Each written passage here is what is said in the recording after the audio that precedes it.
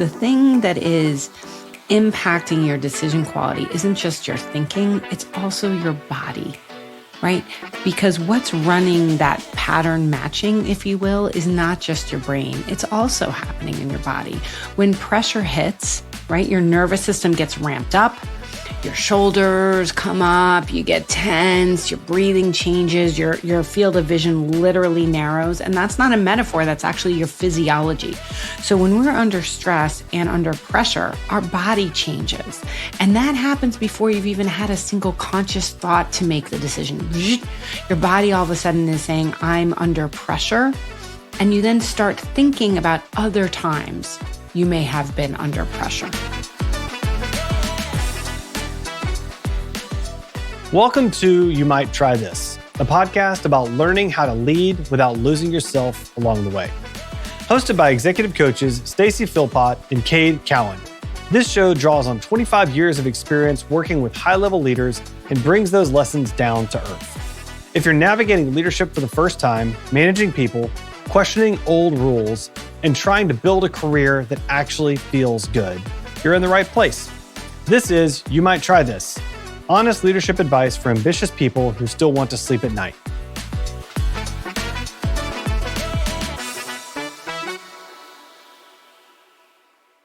Hi, everybody. Welcome to You Might Try This, the show for leaders who are figuring it out in real time. I'm Cade. And I'm Stacey. And today we're going to talk about something that almost every leader has lived through and almost none of them have been trained for. How to make the call when the stakes are high and the clock is running. And let's be specific about what we mean, because high stakes decisions can sound like something that from a movie or something that happens in a submarine or an operating room. And we're not really talking about that here. That's submarine. Yeah, we're talking about the Tuesday afternoon version. You know, the vendor just pulled out days before your launch. Key person on your team just told you they're leaving and you've got a critical meeting in an hour.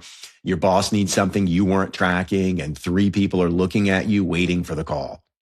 Yeah, and the stakes may not be nuclear, but they are very real and the clock is real and the pressure is real. And the thing that tends to get leaders in trouble, it's not the decision itself, it's what happens to your thinking when you're under that kind of pressure. That's right. And there are going to be echoes of things in this episode that we've talked about in previous episodes. But I love these underlying truths that guide so much of our behavior. Mm-hmm. So last week, we talked about the boss equation. This is the relationship you've got to build with intention, or it builds itself without you there. And a lot of what we said assumes a steady state. So we talked about the boss audit. We talked about the assumption check. We talked about the monthly alignment. But you got time to do that. You've planned for that. But leadership doesn't wait for plans often. It doesn't wait for, steady state. A lot of it happens under pressure. And if you only know how to think when you've got time to think, then you're going to default to something else when you don't have that time. I mean, let's be honest. Who's in steady state anymore? Doesn't steady state sound like a privilege at this point? I mean, oh my goodness, but that's what nobody tells you. First of all, that you're not going to really have steady state. That's a bit of a fantasy.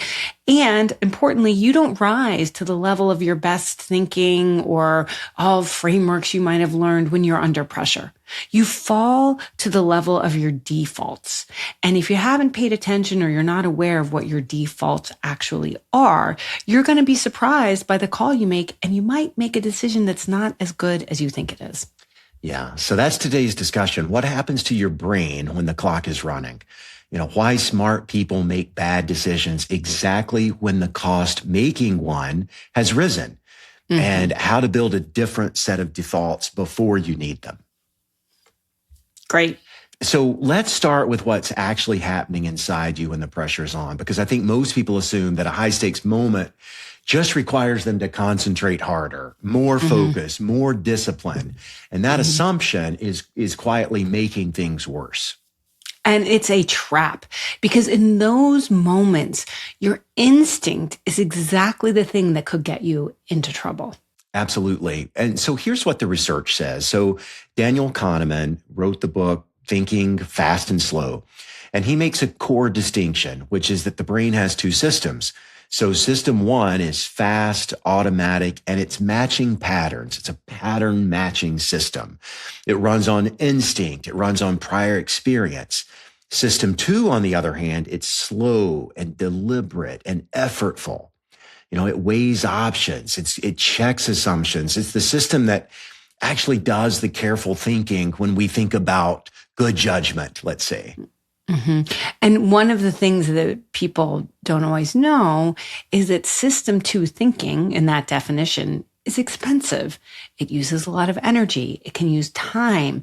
And under stress, it is the system that goes offline first. Not last, but it goes offline first. Yeah, it's like an energy management thing when we're in a heightened alert state. That's the whole thing. The careful, deliberate thinker that you are at 10 a.m. on a slow Tuesday, that's system two. We love it. But the person who makes the call at 4:45 on a Friday when someone on your team just quit, that's almost always system one. That's your pattern matcher. And system one isn't bad. It's just not the thinker that you think you are. That's right. That's right. And what I see when I'm coaching people is that leaders who come out of a pressure moment, if you will, they have a hard time reconstructing how they made their decision. Mm-hmm. They can't actually tell you what they weighed, what they considered, the trade-offs, because they didn't really weigh anything. They pattern matched. They recognized the situation. It went back to something else that they've known or an experience that they had, and they did the same thing, or they ran the play that they ran last time, if you will. Yes. Which, again, that's not a bad thing. That's actually how experts work. There's a researcher named Gary Klein who spent decades, he'd studied people like firefighters and ER doctors, all military commanders, and he was studying how they made decisions under extreme time pressure. And what he found actually surprised everyone. These experts didn't weigh options. They didn't generate a list and compare. They pattern matched. They recognized the situation. They recognized a response that had worked in some similar circumstance before, and then they moved. So he called this recognition primed decision making. Again, recognition primed decision making. And the key insight is that the quality of an expert's pressured decisions is entirely a function of the quality of their pattern library. So if they've seen 100 kitchen fires, they make good calls in the 101st. But if they haven't, they don't. So pattern library in, pattern library out. Whatever is the basis of your set of patterns determines the quality of the decisions you make when system one is in control and looking for patterns. And that's why experts can often make a call very quickly, and it's still a high quality decision. Now, the implication for people who are newer in their leadership role is a bit uncomfortable because they may not yet have that pattern recognition. That's right. Under pressure, your system one is going to reach for the closest match it can find, which might be from a completely different situation. If you don't have that large set of prior situations, you're going to pattern match a team conflict to an argument with your brother. You're going to pattern match a vendor crisis to a time you got blamed in your last job. You're not actually recognizing the current situation. You're recognizing something maybe shaped like it. And that's where bad calls come from. Well, so let's talk here about something that often gets missed, which is the thing that is impacting your decision quality isn't just your thinking, it's also your body, right? Because what's running that pattern matching, if you will, is not just your brain. It's also happening in your body. When pressure hits, right, your nervous system gets ramped up. Your shoulders come up, you get tense, your breathing changes, your field of vision literally narrows. And that's not a metaphor, that's actually your physiology. So when we're under stress and under pressure, our body changes. And that happens before you've even had a single conscious thought to make the decision. Your body all of a sudden is saying, I'm under pressure. And you then start thinking about other times you may have been under pressure. Right there, we have emotional memory, not just cognitive processing. So I work with leaders all the time who cannot tell me when they think about a situation that, if they haven't dropped kind of their shoulders or a breath. And, they're kind of all stressed up. And it's because their body is stressed and got to a conclusion before their brain could really think about it. And they're back in a pattern that was similar to how they felt in the moment. So they're literally their library. It's like their library. They're only checking out books. People check out books. They're only looking at anymore. They're only looking at resources of a time when I felt like this. So they've narrowed the library that they can even access for their decisions. They're looking for things that for situations where they felt the same way. Right? So what you're describing, Cade, as a system one, what I experience with clients is that something happens physically to them before it happens mentally. So thinking about an example, I had a really capable operations leader, someone who was responsible for supply chain and operations. And he kept saying to me, I'm not a great decision maker under pressure. And I was like, well, I kept thinking, well, no one's a great decision maker under pressure often. Well, what does that mean? And when we actually went back and walked through a couple of moments where he was trying to make a decision, we realized that he was doing it when his jaw was clenched, he was holding his breath, he was just very physically stressed. He wasn't necessarily a bad decision maker, but he wasn't responding to his body and realizing he was in a stress response and he was trying to make a decision in that. And that meant that the quality of his decision was suffering. So the work wasn't just for him to think logically about the decision. The first thing was to take a breath, calm his body down so that he could access more of the library, if you will. Yes. And so if you look at all of the research there's essentially what you might call as like this narrowing.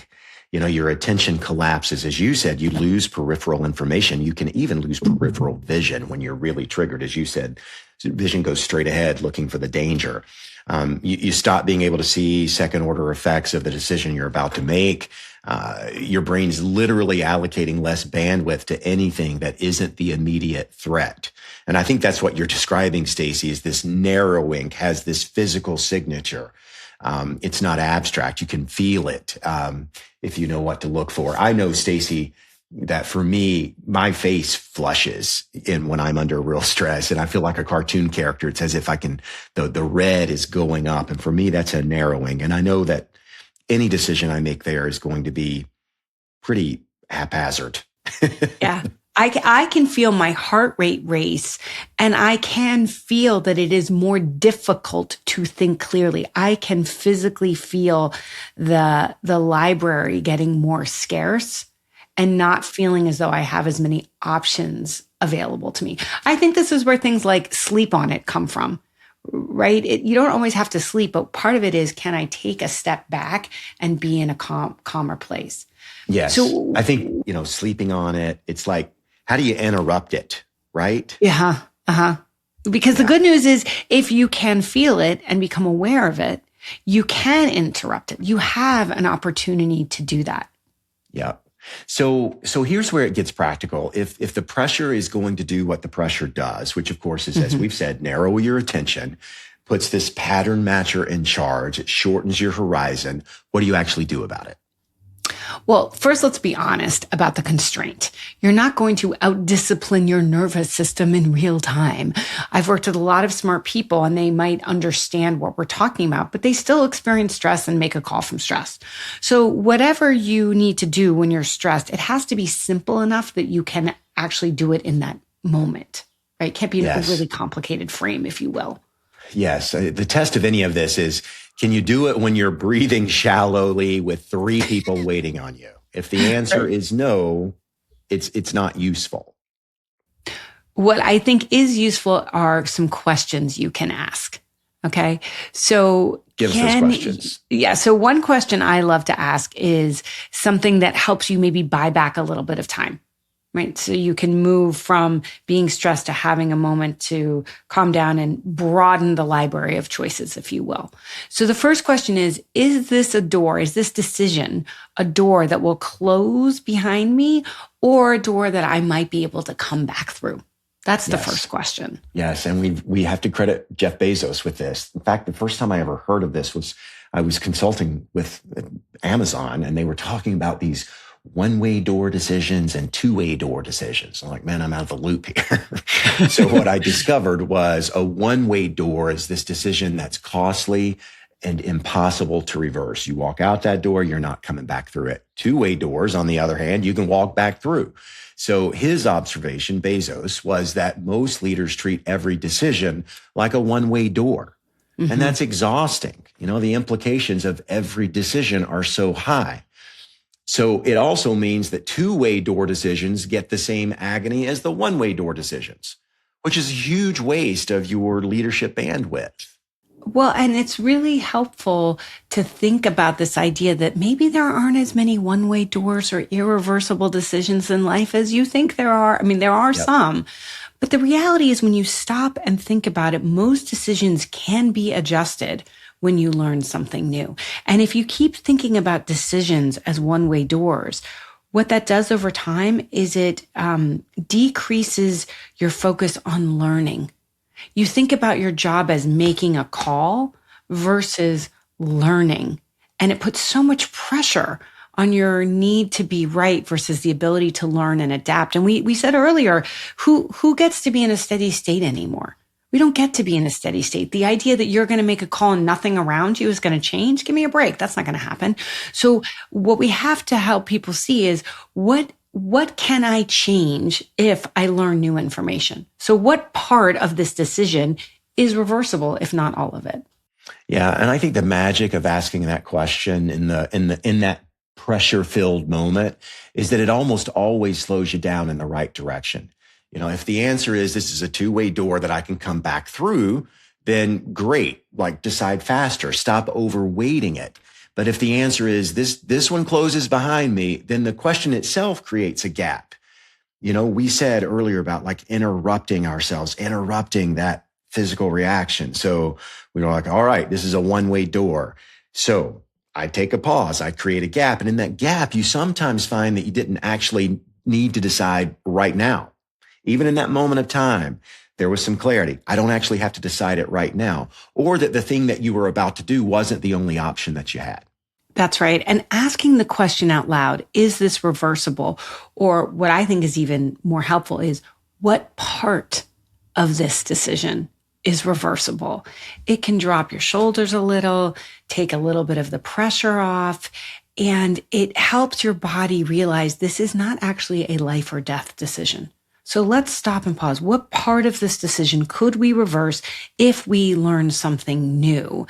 Helps you calm your nervous system down and helps you access more ideas, more options. It makes your decision quality better. I love that idea of kind of deconstructing the decision, if you will, into potential component decisions and then asking that question, which of these are reversible, which perhaps are not. So that's one question. Is this a one-way door, two-way door decision?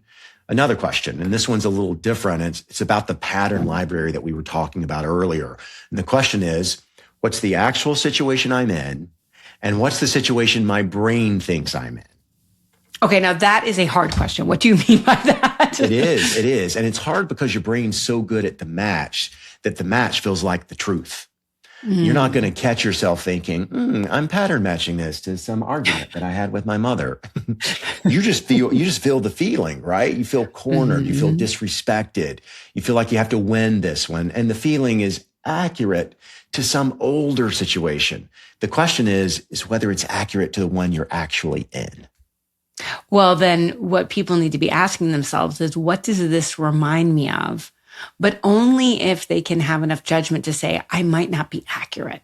That's right. Sometimes when you say, what does this remind me of? You're like, haha, it is the same situation. But if you can withhold your judgment and say, this might feel like something familiar, but it might also not be the same, that's important. Because, we've talked before about, as human beings, we run stories, right? And we look for, as you've said, pattern recognition. So we link an emotional experience we're having now to something that we had before and a story. But that story is usually a composite, right? You said, does this remind me of an argument I had with someone? Well, that argument happened in the context of that whole relationship, That's right. Right? So you might be thinking, oh gosh, this reminds me of that time when I got blindsided, or I didn't get a promotion, or someone got upset with me. And you're making a decision as if all that story is happening right now in the moment, when actually it isn't. So asking yourself, wait a minute, what's happening in this moment versus what it reminds me of or feels like is happening, can help you see things from a different perspective and maybe make a different call. Because often what we feel is happening is not always happening in the moment. And it's bringing in context that actually doesn't exist and telling our body some things that are maybe inaccurate, right? So Stacey, those questions that you're having us consider, that's the 60 seconds that we talk about, that interruption. You don't need to do perfect analysis in a pressure moment. You're not going to. We know that. You just got to interrupt that narrowing enough so that system 2, the one that's smart, that's questioning assumptions, that's doing all of the work we want it to do, it can come back online for a breath. And 2 questions asked in that order: is this reversible? And what situation am I actually in? It's usually enough to bring system 2 back to the forefront. It is. And I'll add one more thing from my experience in working with leaders, which is one of the best moves or most useful moves I've watched leaders make is in a pressure moment, they say out loud, give me a minute. They're not asking for an hour or a day, just a minute. And what that taking a beat does is it stops a little bit of the urgency, right? Most people around you would rather you take 60 seconds to consider something well and give a clear answer than take 10 seconds and immediately give them a half-formed opinion, right? The urgency is often living in your own head, not in the actual room that you're in. And I've watched leaders who do this well.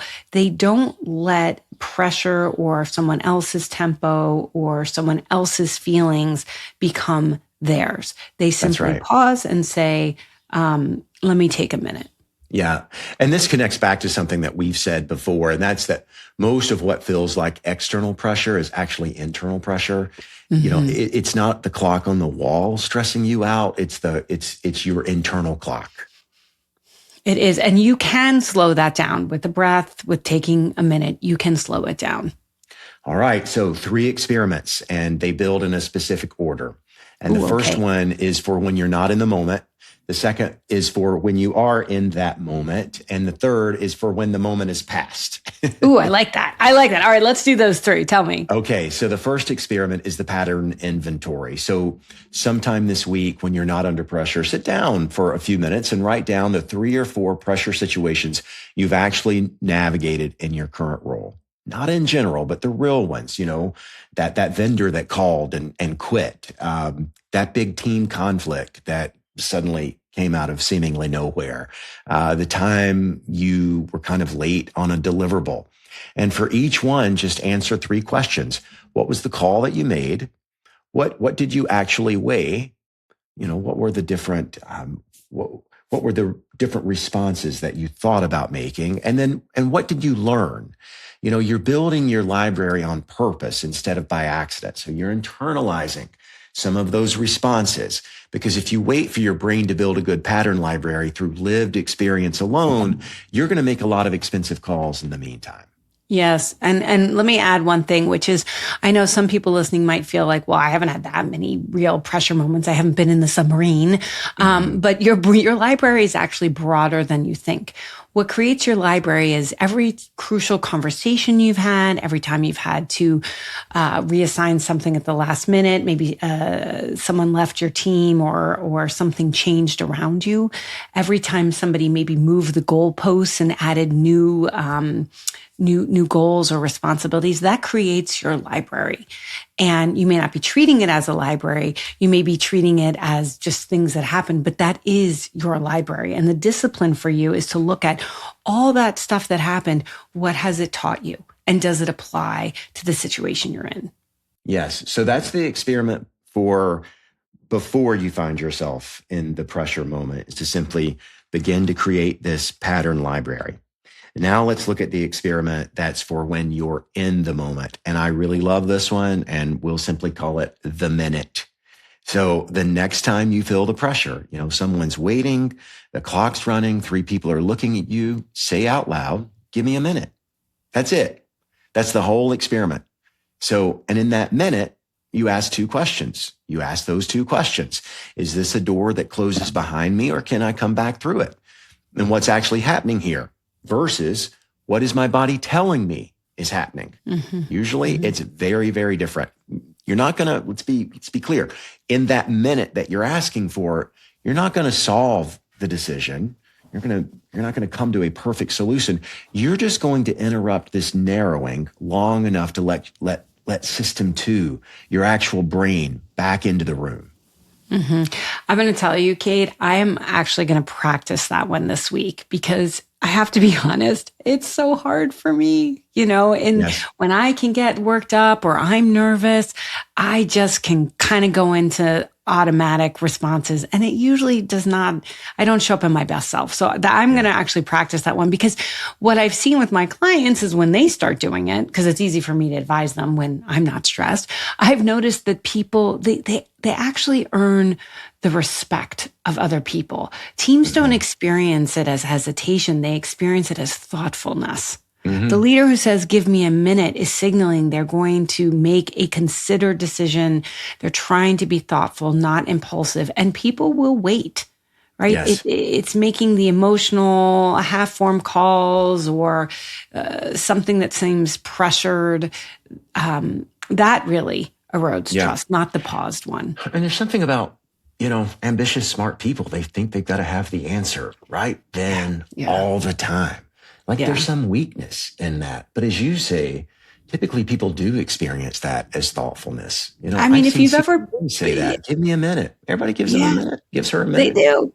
And if you think about people you've been around who are really wise, they're pretty far from impulsive. That considered thoughtfulness is something people really respect.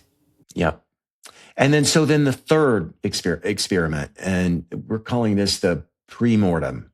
We've all heard of post-mortems, after the thing is over, looking back. This is a pre-mortem, and obviously that word mortem, death, like what could go wrong before our death. I'm actually running this with a client now inside of a program that we're running multiple times. But this comes from Gary Klein. Before a significant decision, not after. Imagine that you're 6 months in the future and the decision has failed. It didn't work. Now you're asking yourself, what happened? What must have happened today that led to what is ultimately a failure in 6 months? And then you just list the reasons. You'd be shocked how many things you already know are risky about a plan, but you haven't said it out loud because you don't want to be the person who torpedoes momentum. So the pre-mortem gives you permission to surface those concerns because you're not saying this will fail. You're saying, hypothetically, if this fails, why will it fail? And I like this one because it works on teams, not just yourself. You can run it in a 30-minute meeting. You can say, hey, if we assume the project failed, because we all know from behavioral biases, we as humans are overly optimistic that what we do will succeed. So it's a good discipline to say, let's assume we don't. Yes. You can spend 15 minutes having everyone write down what went wrong. Right? You can talk about that. You will have surfaced some real risks that might have stayed buried that you might not be aware of. And now you've asked, well, what could go wrong in a normal way when everyone's not activated, emotional, or triggered in a thoughtful, considered way. And it's important because people are much more comfortable naming a failure that's hypothetical when versus something that's real or happening. And the pre-mortem gives them a bit of cover, if you will. That's exactly right. If your boss were to come in and say, tell me everything you don't like about the strategy, if you start saying things that are present day, it can feel like dissent, right?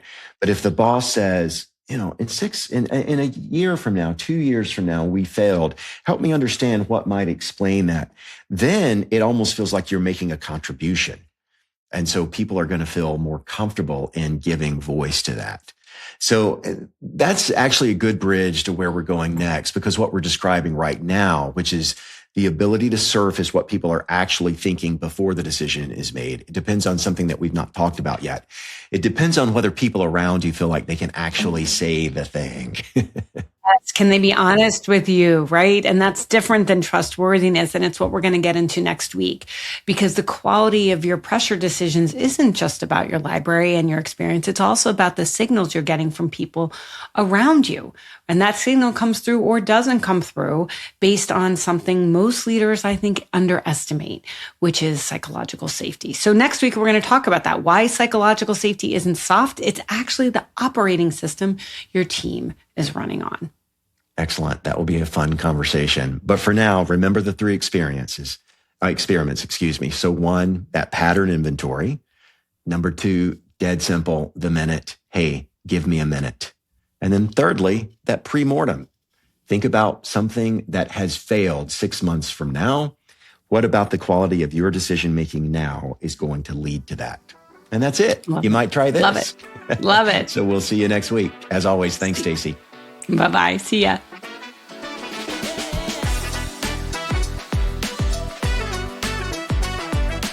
Thank you for listening to You Might Try This, brought to you by EDC and Edgewise Media. To learn more about the podcast, visit youmightTryThis.com or connect with us on social media.